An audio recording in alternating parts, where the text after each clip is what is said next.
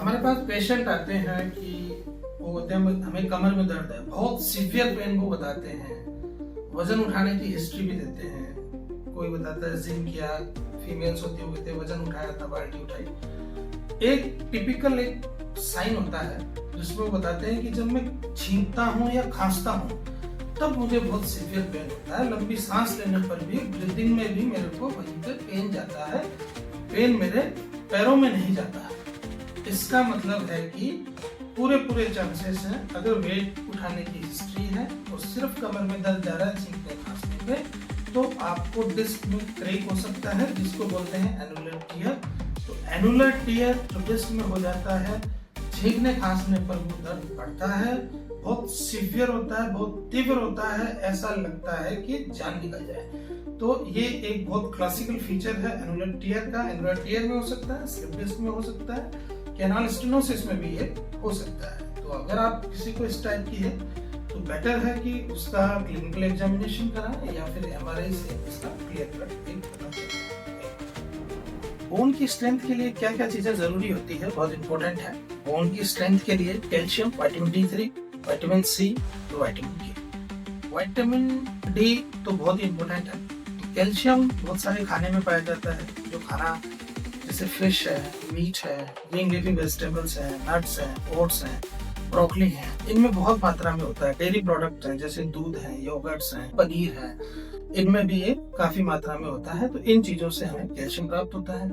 Vitamin D3 जैसे सभी जानते हैं सिर्फ सनलाइट से ही मिलता है, या विशेष टाइप की जो साल्मन फिश होती है उसी में ये होता है। ये भी बहुत जरूरी है कैल्शियम के एब्जॉर्प्शन के लिए। अगर कैल्शियम खा रहे हैं, विटामिन D3 नहीं ले रहे हैं तो कोई फायदा नहीं है। हमें बोन की शक्ति कम होगी, ऑस्टियोपोरोसिस होगा। इसके साथ में विटामिन सी भी कैल्शियम के एब्जॉर्प्शन के लिए बहुत जरूरी है। विटामिन सी सभी जानते हैं हम कि जो खट्टे हमारे लेमन है, ऑरेंजेस हैं, उसके अंदर विटामिन सी बहुत होता है। इसके साथ में ब्रोकली और ग्रीन लीफी वेजिटेबल्स में भी विटामिन सी होता है। साथ में एक बहुत ही मुख्य इंपॉर्टेंट विटामिन के बहुत जरूरी है। विटामिन के भी ग्रीन लीफी वेजिटेबल्स में होता है, ब्रोकली में होता है। तो ये सब चीजें लेना जरूरी है। मैग्नीशियम भी बहुत इंपॉर्टेंट है। मैग्नीशियम जैसे आपके सीरियल्स हैं, सीड्स हैं, ओट्स हैं, इनमें भी मैग्नीशियम का बहुत इंपॉर्टेंट रोल है। जो क्रॉस लिंकिंग होती है बोन की कैल्शियम की, वो मैग्नीशियम की वजह से होती है। कंपोजिशन के लिए बहुत इंपॉर्टेंट है। तो जो भी है स्पेशली ओल्ड एज में ऑस्टियोपोरोसिस से बचने के लिए ये सब चीजें।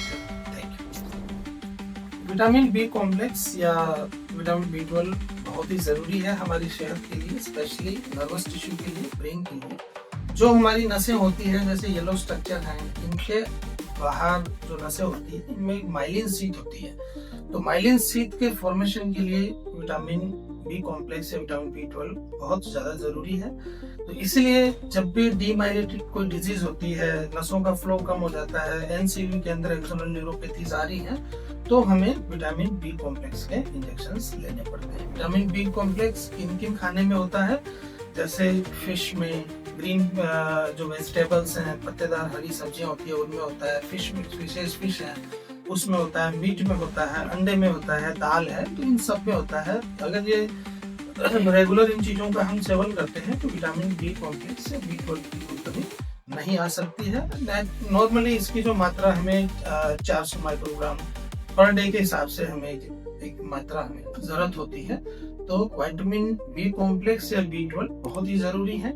आप सप्लीमेंट भी ले सकते हैं, इन कई सारी फॉर्म्स में आता है, सिरप और टैबलेट्स, ओरल कंपोजिशन।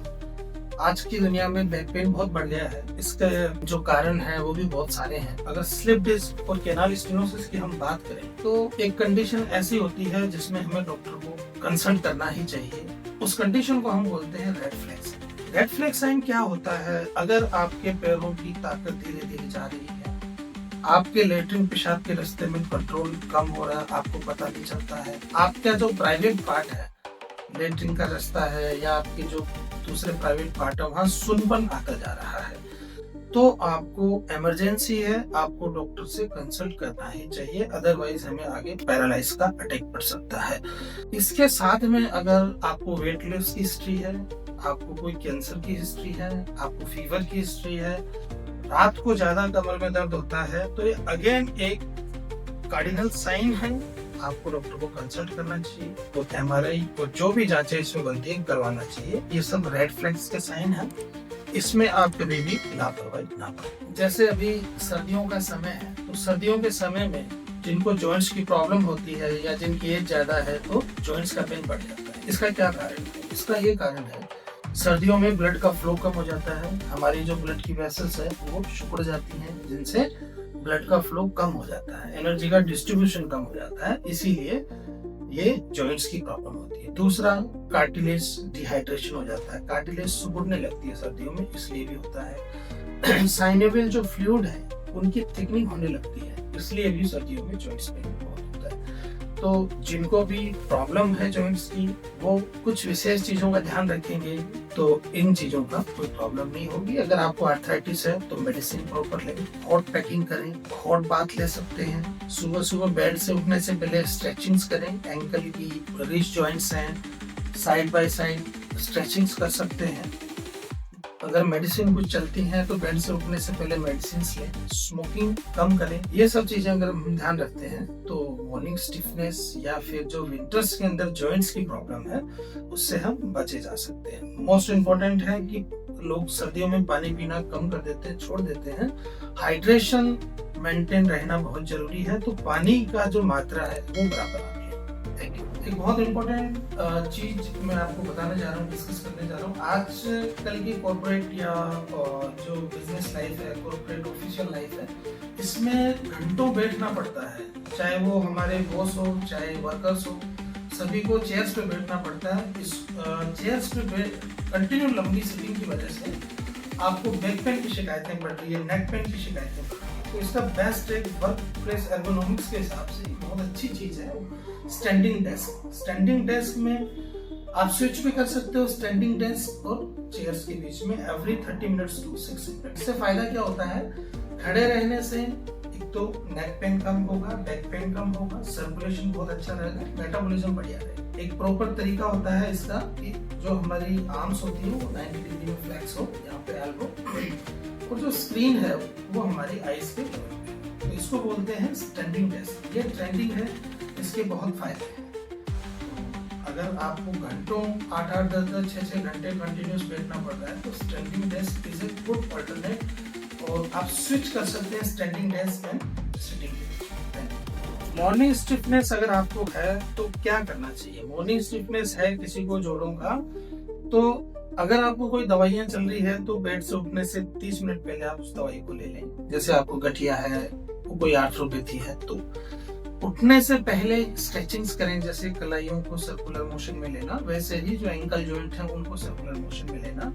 इस तरीके से थोड़ा फ्लेक्सिबिलिटी के लिए स्ट्रेचिंग्स करें। हॉट पैक्स ले सकते हैं उठने से पहले।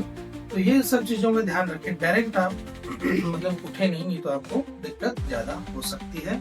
उसके बाद में थोड़ा बहुत फिजिकल एक्टिविटी करें, गर्म पानी से नहा सकते हैं। इन सब चीजों का ध्यान रखें जिससे आपको प्रॉब्लम ज्यादा ना हो। कुछ डाइट्स भी होती हैं जिनसे मॉर्निंग स्टिफनेस में फायदा मिलता है, उसका आप सेवन भी कर सकते हैं, रेगुलर वो भी ले सकते हैं।